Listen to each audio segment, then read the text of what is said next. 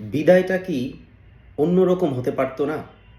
বিদায়টা কি এখনই নিতে হতো? বিদায়টা কি না নিলে হতো না? হ্যাঁ, তামিম ইকবাল খানের আন্তর্জাতিক ক্রিকেট থেকে বিদায় নিয়ে সাধারণ ক্রিকেট প্রেমী মানুষের মনে যেমন আশা ছিল, তেমনি আশঙ্কাও ছিল।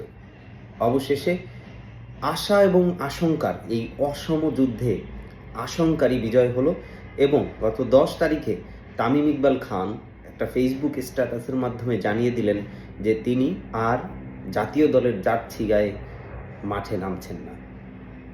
ক্রিকেট প্রেমী মানুষের মনের ওই আশঙ্কাকে সত্যি প্রমাণ করে আন্তর্জাতিক ক্রিকেট থেকে বিদায় নিলেন তামিম ইকবাল খান।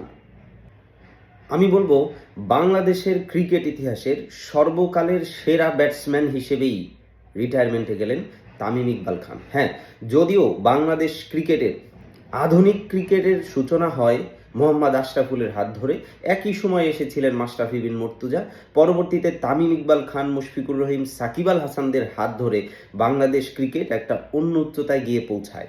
তবে এখন পর্যন্ত বাংলাদেশের ক্রিকেট ইতিহাসের সর্বকালের সেরা ব্যাটসম্যান তামিম ইকবাল খান, এতে আমার কোনো সন্দেহ নেই। অনেকের হয়তো সন্দেহ থাকতেও পারে, অনেকে মুশফিকুর রহিম বা সাকিব আল হাসানকে বলতে পারেন।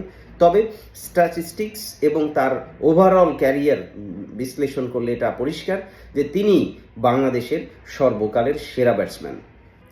দেখুন, সেই 2007 সালে ওয়েস্ট ইন্ডিজ বিশ্বকাপে ইন্ডিয়ার সাথে প্রথম ম্যাচে ডান্সিং ডাউন দ্য উইকেটে গিয়ে জহির খানের মতো একজন ফাস্ট বলারকে ছক্কা মেরে বল গ্যালারিতে পাঠানো সেই 17-18 বছরের তরুণী আজ গত 10 তারিখে 35 বছরে এসে আন্তর্জাতিক ক্রিকেট থেকে রিটায়ারমেন্টে গেলেন।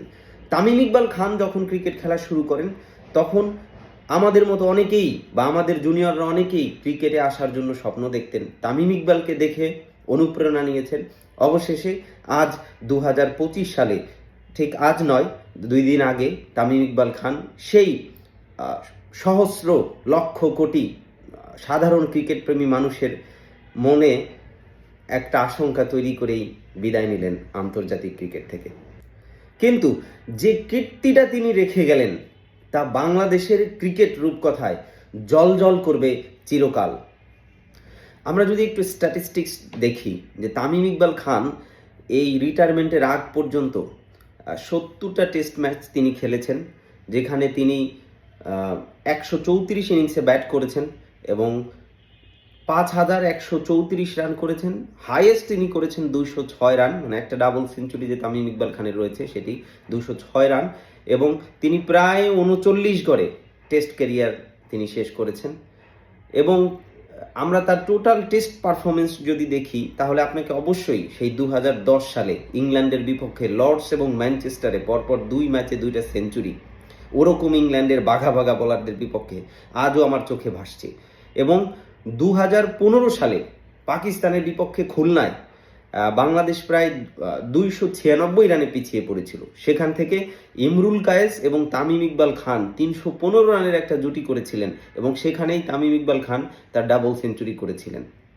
ইমরুল কায়েস ওখানে একটা ভালো ইনিংস খেলেছিলেন, 150 রানের একটা ইনিংস খেলেছিলেন। এবং 2016 এবং 17 সালে 2016 সালে ইংল্যান্ড এবং 17 সালে অস্ট্রেলিয়ার বিপক্ষে তামিম ইকবাল খানের সেই অনবদ্য পারফরমেন্স, কি চমৎকার! 2016 সালে ইংল্যান্ডের বিপক্ষে সেই সেঞ্চুরি এবং 17 সালে অস্ট্রেলিয়ার বিপক্ষে পরপর 2 ইনিংসে সেই 71 এবং 78 রানের সেই অনবদ্য পারফরমেন্স এখনও আমার চোখে ভাসছে। সো টেস্ট ক্যারিয়ারে তামিমের পারফরমেন্স আমি বলবো এক কথায় অসাধারণ। ওয়ানডে ক্রিকেট যদি আমরা দেখি যে ওয়ানডেতেও তামিম ইকবাল খান 243টি ম্যাচ খেলেছেন, যেখানে 240 ম্যাচে তিনি ব্যাটিং করেছেন এবং 8357 রান তিনি করেছেন। তার হাইয়েস্ট স্কোর হচ্ছে 158 এবং তিনি প্রায় 36.65 অর্থাৎ 37 গড়ে তিনি ব্যাটিং করেছেন। দেখুন, ওয়ানডে ক্রিকেটকে শুধু তার স্ট্যাটিস্টিক্স দিয়ে বিবেচনা করলে হবে না, আপনাকে সেই 2007 সালে ফিরে যেতে হবে, যখন তিনি সেই অনবদ্য 50-র কারণে আমরা যে ম্যাচটা জিতলাম ইন্ডিয়ার সাথে। এরপর থেকে সেই 2009 সালে জিম্বাবুয়ের বিপক্ষে 312 রান তাড়া করতে গিয়ে তামিম ইকবাল খানের সেই 154 রানের ইনিংস, ঠিক তার 11 বছর পরে 2020 সালে আবারও জিম্বাবুয়ের বিপক্ষে সেই তামিম ইকবাল খান তারই গড়া রেকর্ড 11 বছর পরে তিনি ভাঙলেন 158 রান করে। কিন্তু সেই 158 রান যদিও একদিন মাত্র স্থায়ী ছিল, এর পরের দিনই লিটন দাস সেই রেকর্ড ভেঙে 176 বা 78 রান করেছিলেন। তথাপি তামিম ইকবাল খান 2012 সালে এশিয়া কাপে সেই চমৎকার সেই সেলিব্রেশন, পরপর 4 ইনিংসে 4টা 50 করে তিনি যে দেখালেন 1, 2, 3, 4, এখনও কিন্তু সাধারণ ক্রিকেট প্রেমী দর্শকরা এই তার সেলিব্রেশন মনে করে, আমিও মনে করি। এক চমৎকার পারফরমেন্স করছিলেন তামিম ইকবাল খান 2012 সালে সেই এশিয়া কাপে। 2015 সালের ওয়ার্ল্ড কাপে তামিম ইকবাল খান সেরকম আশানুরূপ পারফর্ম করতে পারেননি, তবে ওয়ার্ল্ড কাপের পরে তার যেই অনবদ্য কামব্যাক, আহা চমৎকার কামব্যাক। 2015 সালের পর থেকে নিয়ে 2019 সাল পর্যন্ত, ওয়ার্ল্ড কাপ পর্যন্ত তামিম ইকবাল খানের পারফরমেন্স ছিল এক কথায় অসাধারণ, অ্যাবসলুটলি মার্ভেলাস। যদিও 2019 সালের বিশ্বকাপে গিয়ে তামিম ইকবাল খান আবারও দর্শকদের আশানুরূপ পারফরমেন্স করতে পারেননি, তথাপি 19 সাল পর্যন্ত তার পারফরমেন্স ছিল অসাধারণ, অনবদ্য। টি-20তে তামিম ইকবাল 78টি ম্যাচ খেলেছেন, সেখানে তিনি 1758 রান করেছেন 24 অ্যাভারেজে, এবং একটা সেঞ্চুরি, 7টা হাফ সেঞ্চুরি তার রয়েছে টি-20তে। তামিম ইকবাল খানই বাংলাদেশের একমাত্র ব্যাটসম্যান যিনি 3 ফরম্যাটেই সেঞ্চুরি করেছেন। বাংলাদেশের আর কোনো ব্যাটসম্যান এখন পর্যন্ত 3 ফরম্যাটে সেঞ্চুরি করতে পারেননি। তামিম ইকবাল খান তার টোটাল ক্যারিয়ারে সর্বমোট ওয়ানডেতে 14টি, টেস্টে 10টি এবং টি-20তে 1টি, অর্থাৎ 25টি সেঞ্চুরি করেছেন। এবং তার টোটাল ক্যারিয়ারে, এই যে তার প্রায় 17-18 বছরের যেই ক্যারিয়ার, এই ক্যারিয়ারে তিনি সর্বমোট 15,249 রান করেছেন। চমৎকার। মোস্ট প্রবাবলি তামিম ইকবালই বাংলাদেশ ক্রিকেটের এখন পর্যন্ত 3 ফরম্যাটের সর্বোচ্চ রান সংগ্রাহক। মুশফিকুর রহিমও হতে পারেন, কারণ মুশফিকুর রহিম, তামিম ইকবাল খান তো সেই 2023 সালের পরে আর খেলছেন না, ইন বিটুইন মুশফিকুর রহিম বেশ কিছু ম্যাচ খেলেছেন, বাট হলেও হয়তো খুব কাছাকাছি রান, 15,000 প্লাস হয়তো দুজনের রান। দেখুন, তামিম ইকবালেরকে শুধু এই স্ট্যাটিস্টিক্স দিয়ে বিবেচনা করা যাবে না। আমি আগেও বলেছি যে 2018 সালের এশিয়া কাপে যে শ্রীলঙ্কার বিপক্ষে সেই এক হাতে ব্যাটিং করা তামিম ইকবাল খান, মাশরাফি বিন মুর্তজা যখন ক্যাপ্টেন ছিলেন, কি চমৎকার। ওইখানে মুশফিকুর রহিম যে অ্যাডিশনাল রানগুলো অ্যাড করেছিলেন তামিম ইকবালকে সাথে নিয়ে, ওই রানগুলোর কারণেই কিন্তু আমরা ওই ম্যাচটা জিততে পেরেছিলাম।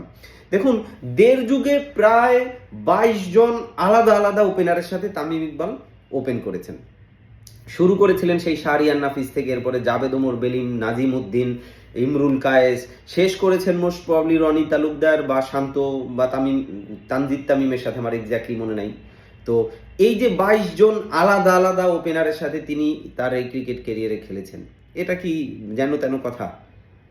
এবং তিনি কিন্তু পারফর্ম করেই খেলেছেন, এমন নয় যে তিনি পারফর্ম করেননি। হ্যাঁ, মাঝখানে কথা হয়েছে তাকে নিয়ে যে তার চাচা আকরাম খানের কারণে তিনি খেলছেন, কিন্তু আমরা কিন্তু ওভারঅল পারফরমেন্স থেকে আমরা এটা পরিষ্কার আমরা বুঝতে পারি যে না, তিনি পারফর্ম করেই দলে ছিলেন এবং 22 জন আলাদা আলাদা ওপেনারের সাথে তিনি খেলেছেন। আমরা দেখেছি যে তামিম ইকবাল খান তার ইন্টারভিউতে অনেক সময় বলেছেন, বা নাফিজ ইকবাল বলেছিলেন যে বাবার স্বপ্ন পূরণ করতেই তামিম ইকবাল খান ক্রিকেটে এসেছেন। আমার মনে হয় এই সময়ে এসে এটা পরিষ্কার যে তামিম ইকবাল খান নিঃসন্দেহে তার বাবার স্বপ্ন পূরণ করতে পেরেছেন।